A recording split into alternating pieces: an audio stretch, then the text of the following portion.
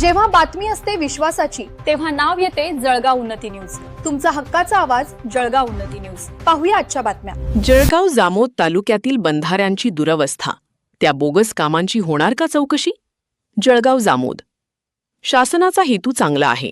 पाणी अडवा पाणी जिरवा म्हणत कोट्यवधींचा निधी मंजूर केला जातो.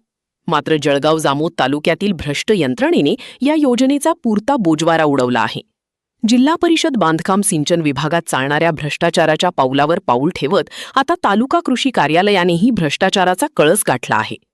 या भ्रष्टाचाराचे जिवंत उदाहरण म्हणजे जळगाव ते वडशिंगी रोडवर गुलतीरा शिवारात असलेल्या बाठी यांच्या शेतजवळील बंधारा. अवघ्या 2 वर्षांपूर्वी तालुका कृषी कार्यालयाअंतर्गत अत्यंत थातुरमाथुरपणे बांधण्यात आला. आज या बंधाऱ्याची अत्यंत दयनीय आणि दुर्दशा झाली आहे. निकृष्ट दर्जाच्या कामामुळे बंधाऱ्याच्या विटा निघू लागल्या आहेत. नियम धाब्यावर बसवून या कामांचे लाखो रुपयांचे बिल मात्र वेळेवर उचलण्यात आले. शासकीय पैशांची ही सरळ दरोडेखोरी असल्याचा संताप आता नागरिक व्यक्त करत आहेत. नियम सांगतो की दरवर्षी बंधाऱ्यांमधून गाळ काढला गेला पाहिजे. मात्र या बंधाऱ्यात केवळ नावापुरता आणि अत्यंत कमी गाळ काढण्यात आला. आता पावसाळा अगदी तोंडावर आला आहे. पहिल्या जोरदार पावसात हा बंधारा पाण्याचा भार सोसू शकेल का, की वाहून जाईल, असा गंभीर प्रश्न निर्माण झाला आहे.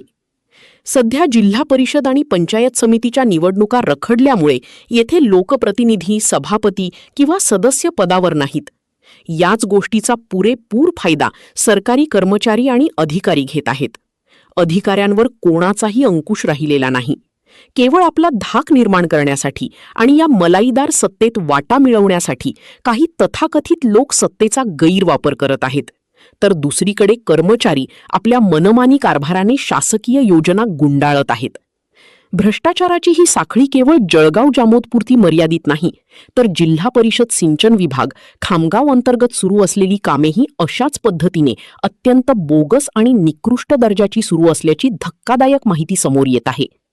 तालुका कृषी कार्यालयाअंतर्गत दरवर्षी नेमकी किती कामे झाली, त्यातील किती कामे अपूर्ण आणि बोगस आहेत, सिमेंट कोल्हापुरी बंधाऱ्यांची सद्यस्थिती काय आहे आणि दरवर्षी बंधाऱ्यांमधील गाळ काढण्याच्या नावावर किती निधी हडप करण्यात आला, या संपूर्ण प्रकरणाची वरिष्ठ पातळीवरून बारकाईने आणि कसून चौकशी झालीच पाहिजे, अशी जोरदार मागणी आता जोर धरू लागली आहे.